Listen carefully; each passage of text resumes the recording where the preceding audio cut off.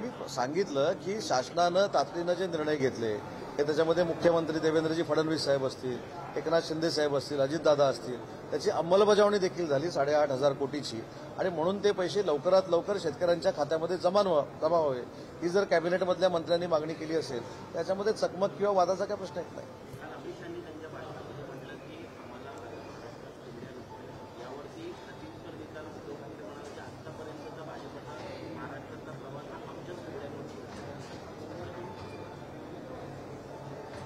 आता मला असं वाटतं की विधानसभेची निवडणूक आपण बघितली, लोकसभेची निवडणूक आपण बघितली, एवढंच ना तर बेस्टची निवडणूक देखील आपण बघितली जी 12,000 मतामध्ये बॅलेटवर झालेली निवडणूक.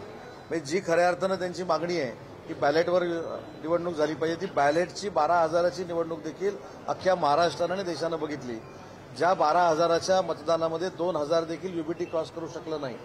त्याच्यामुळे मला असं वाटतं की प्रत्येकानं आत्मचिंतन केलं पाहिजे. एखादी वाईट गोष्ट झाली की ती मोदी साहेबांमुळे झाली, अमित शाह साहेबांमुळे झाली आणि महाराष्ट्रामध्ये एकनाथ शिंदे साहेबांमुळे झाली. ती आता 3-4.5 वर्ष आम्ही ऐकतो ना, त्याच्यामध्ये नाविन्यपूर्ण असं काही नाही. शेवटी स्वतःचे कार्यकर्ते आपल्याकडे टिकले पाहिजेत.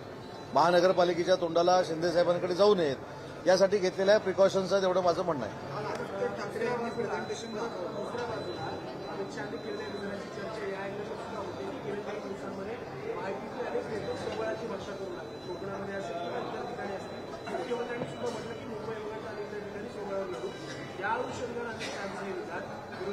पण मला असं वाटतं की मुख्यमंत्री महोदयांचं अधिकृत विधान हे कुठेही आम्ही बघितलेलं नाही की मुंबईमध्ये युती करून लढू आणि बाकी सगळीकडे युती न करता लढू.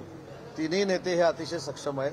महायुतीनंच आम्ही सामोरं जाणार आहोत आणि मी अनेक वेळा असं सांगितलं की माझ्यासारख्या मंत्र्यानं युती होणार किंवा नाही याच्यावर बोलणं योग्य आहे का, मला तो अधिकार आहे का.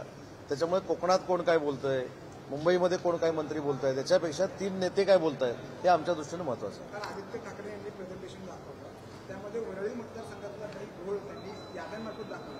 काय त्यांचं याद्या कुठे एक गोष्ट लक्षात आली असेल, जे राहुल गांधी करतात ते आता महाराष्ट्रामध्ये व्हायला लागलेलं आहे. त्यांनी अशा पद्धतीचं प्रेझेंटेशन दिल्लीमध्ये केलं. दिल्लीमध्ये असाच एक पिक्चर दाखवला. तो पिक्चर यांनी 6व्या रांग्यामध्ये बसून बघितला. ते आता इथं झालं. याच्यामध्ये नाविन्य काहीच नाही. जे दिल्लीमध्ये राहुल गांधी करतात त्याची रिप्लिका इकडे असते, बाकी काय. तिथं जे झालं ते इथं करावंच लागेल ना. दिल्लीमध्ये जे काही घडतं ते इथं घडवावंच लागेल. त्याच्यामुळे त्यांनी केलं म्हणून ह्यांनी केलं.